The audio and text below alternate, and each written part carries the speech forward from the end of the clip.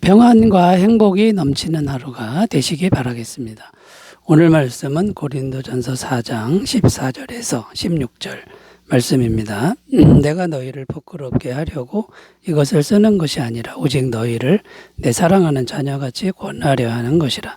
그리스도 안에서 1만 스승이 있으되 아버지는 많지 아니하니 그리스도 예수 안에서 내가 복음으로써 너희를 낳았음이라. 그러므로 내가 너희에게 권하노니 너희는 나를 본받는 자가 되라.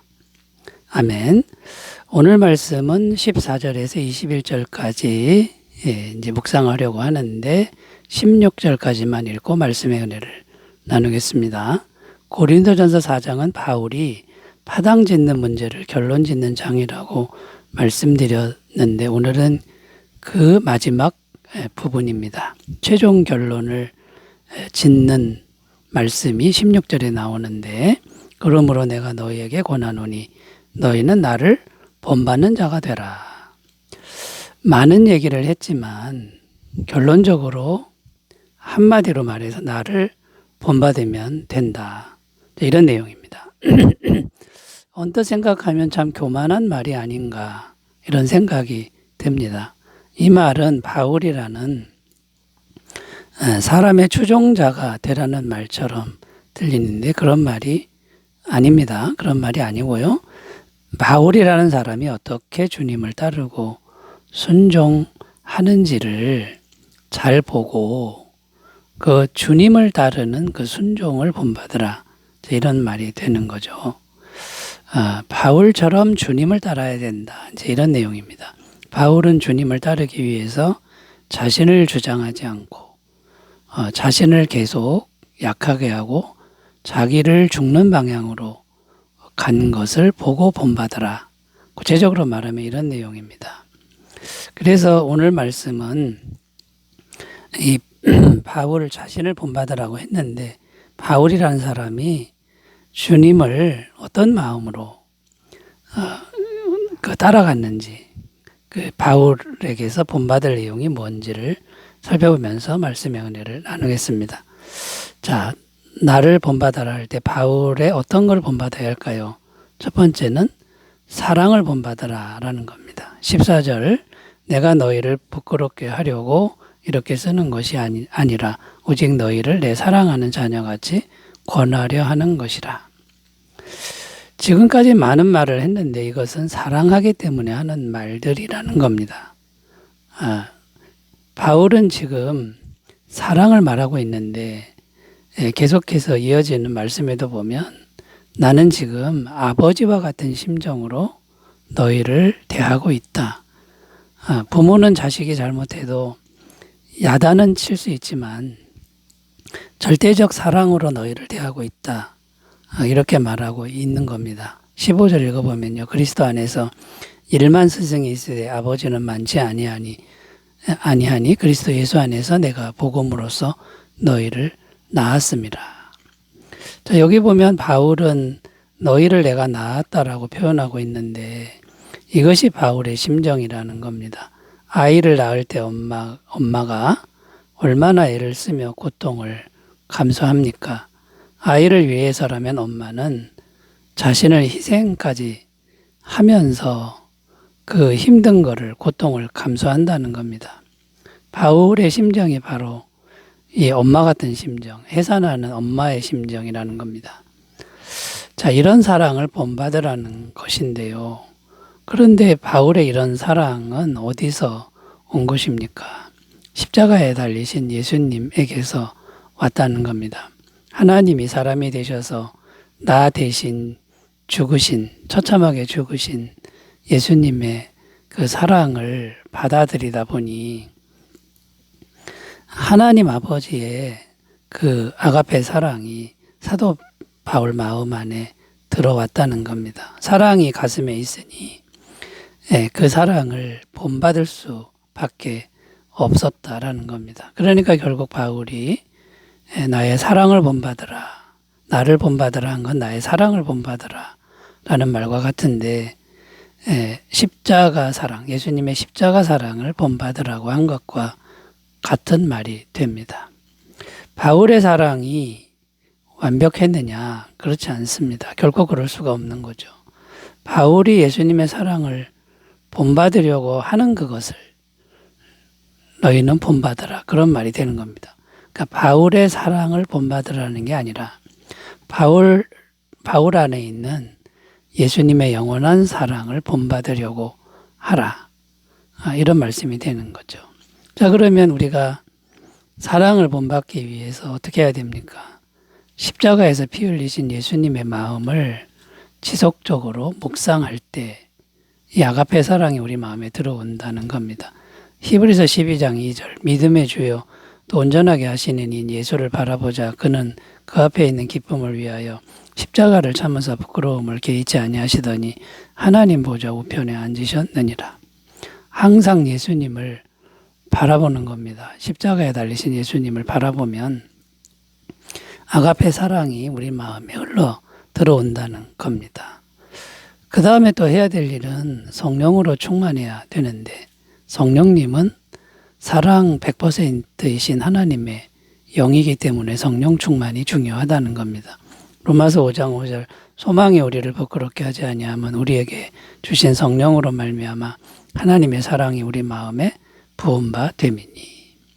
자, 여러분 바울 자신을 본받으라 했을 때 바울의 인간이 아니라 바울이 사랑을 본받으려고 한 그 사랑을 본받는 삶이 되시기 바라겠습니다.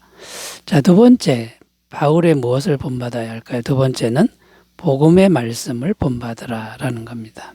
17절 이로 말미암아 내가 주 안에서 내 사랑하고 신실한 아들 디모데를 너에게 보내었으니 그가 너희로 하여금 그리스도 예수 안에서 나의 행사고 내가 각 교회에서 가르치는 것을 생각나게 하리라.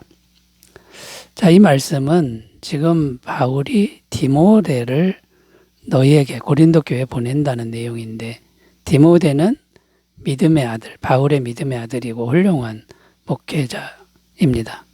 디모데가 가서 고린도에 가서 할 일이 있는데 바울이 각 교회에서 가르치는 것을 생각나게 할 것이라는 겁니다.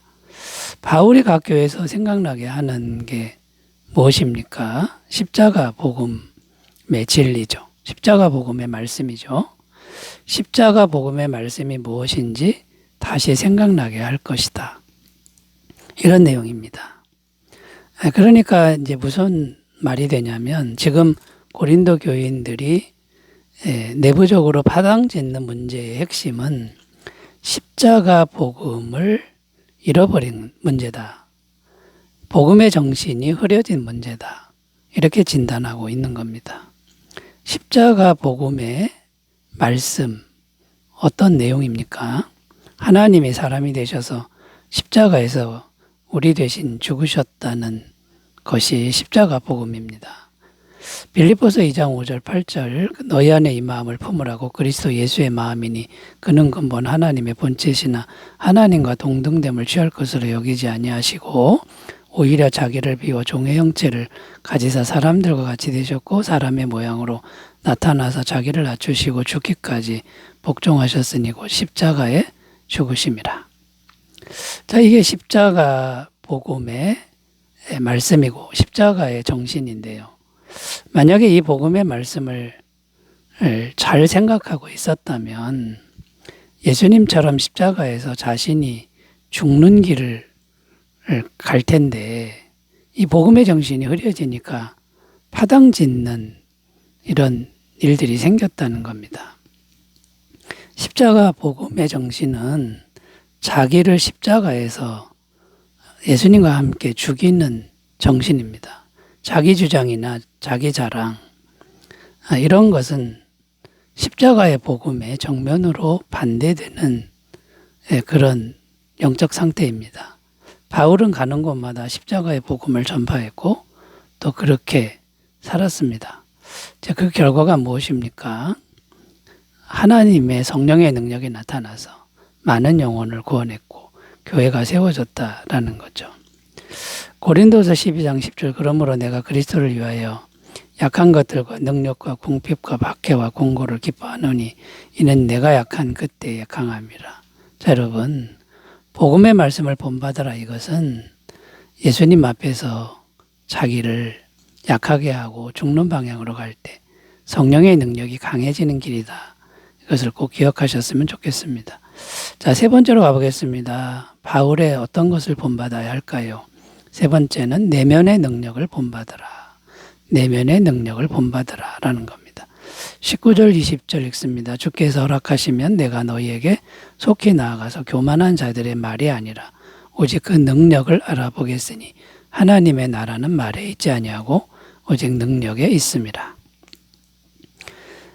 나를 본받으라의 세 번째 내용은 내면의 능력. 이걸 본받으라는 것인데 오늘 말씀에 보면 하나님의 나라는 말에 있지 않고 능력에 있음이라 이렇게 기록하고 있습니다. 여기 보면 하나님의 나라라고 표현하고 있는데 하나님의 나라는 능력에 있다. 이 부분을 우리가 이제 주목해야 되는데요. 하나님의 나라 개념은 이제 두 가지가 있습니다. 하나는 이 세상 종말 이후에 있을 천국을 의미합니다. 이거는 이제 미래적인 거고요. 두 번째 의미는 오늘 우리 마음에 하나님의 통치가 이루어져서 순종하는 삶이 실제로 이루어지는 겁니다. 그래야 하나님의 나라가 되는 거죠.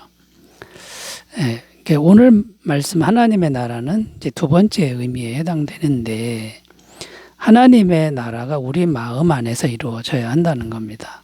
누가복음 17장 21절도 여기 있다 저기 있다고도 못하리니 하나님의 나라는 너희 안에 있느니라. 자, 그러면 하나님의 나라가 우리 안에 이루어진 증거는 이제 무엇입니까? 앞에서도 계속 살펴본 내용인데 이제 첫 번째는 겸손한 마음이죠. 겸손이라는 거는 그냥 자기를 낮추는 게 아닙니다. 자기가 죄인됨을 기억하는 겁니다. 항상 기억하는 거죠. 하나님 앞에서 죄인임을 인정하는 게 겸손입니다. 겸손해야 은혜를 받는 거죠. 야고보서 4장 6절 그러나 더 큰 은혜를 주시나니 그러므로 일렀으되 하나님의 교만한 자를 물리치시고 겸손한 자에게 은혜를 주신다 하였느니라. 자기가 죄인됨을 인정할 때 하나님의 은혜가 임하니까 우리 안에 하나님의 나라가 이루어진다라는 거고요. 둘째는 말씀 때문에 고난을 받아들이는 것이다 라는 겁니다. 디모데후서 1장 8절 그러므로 너는 내가 우리 주를 증언함과 또는 주를 위하여 갇힌 자 된 나를 부끄러워하지 말고 오직 하나님의 능력을 따라 복음과 함께 고난을 받으라. 말씀 때문에 고난을 받는 이 사람이 진정한 하나님의 나라가 이루어진 심령입니다. 세 번째는 세상 가치들, 세상 가치관들을 버리는 겁니다.